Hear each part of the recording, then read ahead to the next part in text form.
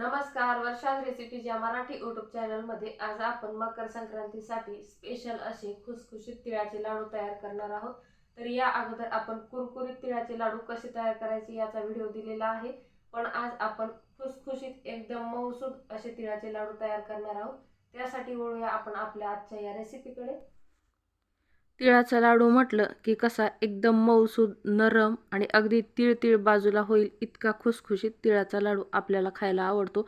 तर अशाच पद्धतीने जसा समोर तुम्हाला दिसत आहे अगदी तसाच एकदम मऊ खुसखुशीत तिळाचा लाडू आज मी तुम्हाला करून दाखवणार आहे। असा लाडू तयार करण्यासाठी गुळाचा पाक नेमका कशा पद्धतीचा हवा याची संपूर्ण माहिती या व्हिडिओमध्ये दिलेली आहे। त्यासाठी व्हिडिओला शेवटपर्यंत पहा आणि तुम्ही सुद्धा मकर संक्रांतीसाठी स्पेशल असे खुसखुशीत तिळाचे लाडू न चुकता अगदी परफेक्ट प्रमाणामध्ये एकदा तरी नक्की तयार करून पहा। आणि लाडू ठेवलेली जी तिळाची टोपली तुम्हाला दिसत आहे ती टोपली सुद्धा आपण कशी तयार करायची, यासाठी पाक कसा तयार करायचा हे सर्व या व्हिडिओमध्ये आहे। त्यासाठी व्हिडिओला स्किप न करता शेवटपर्यंत पहा।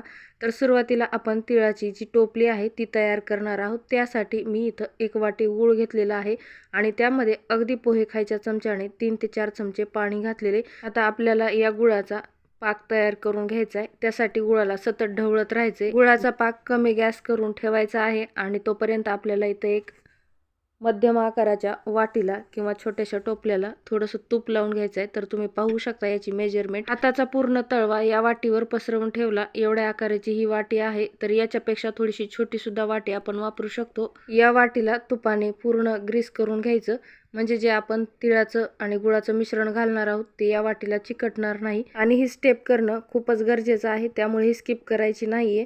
आणि बघा आता इकडं आपण पाकाकडे वळूया। तुपाची वाटी ग्रीस करून झालेली आहे। आता गूळ पूर्णपणे विरघळून फेसाळा असा झालेला आहे आणि याचा पाक होण्यासाठी अजून थोडासा वेळ बाकी। कमी गॅसवर 7 ते 8 मिनिटानंतर गुळाच्या पाकाचा पूर्णपणे कलर आणि टेक्स्चर बदललेलं आहे। आता आपण याला चेक करून पाहूया।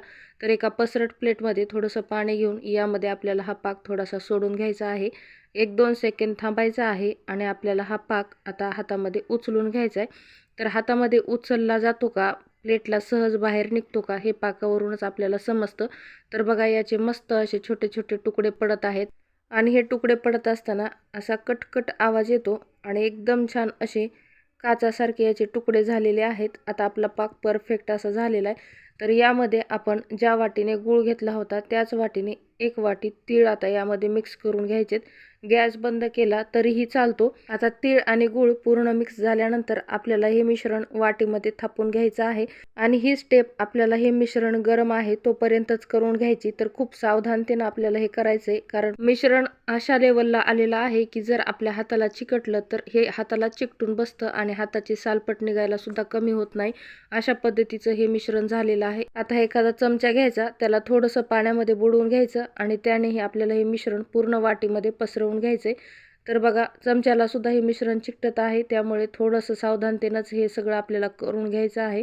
तर चमच्यानं जेवढं पसरल तेवढं पसरू द्यायचं, हाताला पाणी लावायचं आणि नंतर आपल्याला हळूहळू हाताने याला पांगवून घ्यायचं। तर जास्त दाबत याला पांगवायचं नाही, थोडंसं हलक्या हातानंच प्रेस करायचं, म्हणजे हाताला चटके बसत नाहीत। वरून काटाच्या भागाने थोडासा भाग खाली वरी झाला असेल तर थोडं थोडं मिश्रण घ्यायचं आहे आणि ते नंतर वरून आपल्याला याला चिकटवून याची लेवल व्यवस्थित करून घ्यायची। जर ही टोपली तयार करण्यासाठी थोडीशी मोठी वाटी किंवा टोपलं वापरलं तर तीळ आणि गुळाचं प्रमाण सुद्धा आपल्याला इथं वाढवायचं आहे।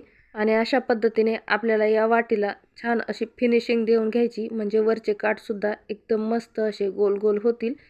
तर बघा आता इथं वाटी तयार करून झालेली। तर आता ही पूर्णपणे थंड होण्यासाठी आपल्याला बाजूला ठेवून द्यायची आहे। आणि ही वाटी आता आपल्याला अलगद अशी बाहेर कशी काढायची यासाठी सुद्धा एक ट्रिक सांगितली, त्यासाठी व्हिडिओला शेवटपर्यंत पहा।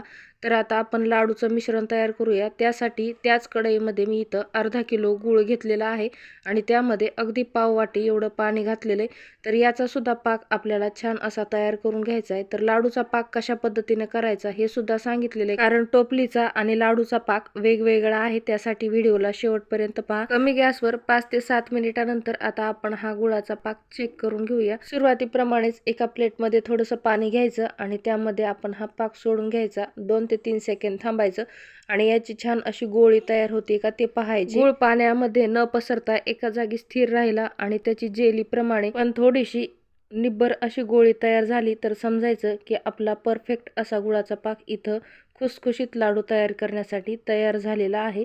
तर तुम्ही पाहू शकता अशा पद्धतीने आपल्याला गुळाचा पाक तयार करून घ्यायचा आहे आणि त्यामध्ये आपल्याला अर्धा किलो तीळ मिसळून घ्यायचे आहे. तीळ पूर्णपणे या गुळाच्या पाकामध्ये मिसळून घेईपर्यंत आपल्याला गॅसची फ्लेम ही एकदम कमी ठेवायची आहे. जर गॅस फुल ठेवला तर गुळाचा पाक जास्तच कडक होईल आणि लाडू सुद्धा खुसखुशीत होणार नाहीत आणि फुल गॅसवर हे मिश्रण लगेचच्या लगेच करपू सुद्धा शकतं. त्यामुळे कमी गॅसवरच आपल्याला याला चांगलं मिसळून घ्यायचं आहे. तर बघा तीळ आणि गूळ एकदम मस्त असे मिक्स झालेले आहेत. आता आपल्याला याचे छोटे छोटे लाडू वळून घ्यायचे आहेत. आता हे अजिबात थंड न होऊ देता गरम गरम आहे तोपर्यंतच याचे लाडू वळायला घ्यायचे आहेत. आणि बघा लगेच अर्ध्या ते 1 मिनिटानंतर हे सगळं थोडंसं मोकळं मोकळं व्हायला सुरुवात झालेली.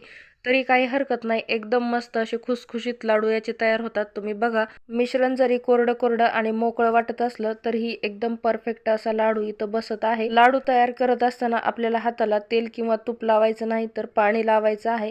तेल तूप लावल्यामुळे हाताला चटके बसतात आणि पाणी लावलं तर तिळाचं मिश्रण हाताला न चिकटता एकदम मस्त गोल गरगरीत असे लाडू तयार करता येतात. आणि मिश्रण गरम आहे तोपर्यंत एकदम फास्टमध्ये आपल्याला या तिळाचे लाडू तयार करून घ्यायचे. थोडंसं मिश्रण थंड झालं किंवा कडक झालं तर परत आपल्याला कमी गॅसवर हे गरम करून घ्यायचं आहे. अगदी शेवटपर्यंत या तिळाचे लाडू मस्त खुसखुशीत तयार होतात. लाडवांचा आकार केवढा द्यायचा आहे अगदी आपल्या मनावर आहे, पण मकर संक्रांतीसाठी लागणारे लाडू थोडेसे लहान आकाराचेच तयार करायचे.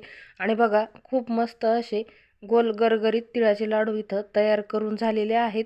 अर्धा किलो तीळ आणि अर्धा किलो गूळ एवढ्या प्रमाणामध्ये साधारण इथं 50 लाडू तयार झालेले आहेत. तर यावरून आपल्याला किती लाडू करायचे याचं प्रमाण अगदी योग्य समजू शकतो. आता तुम्हाला मी एक लाडू फोडून दाखवते.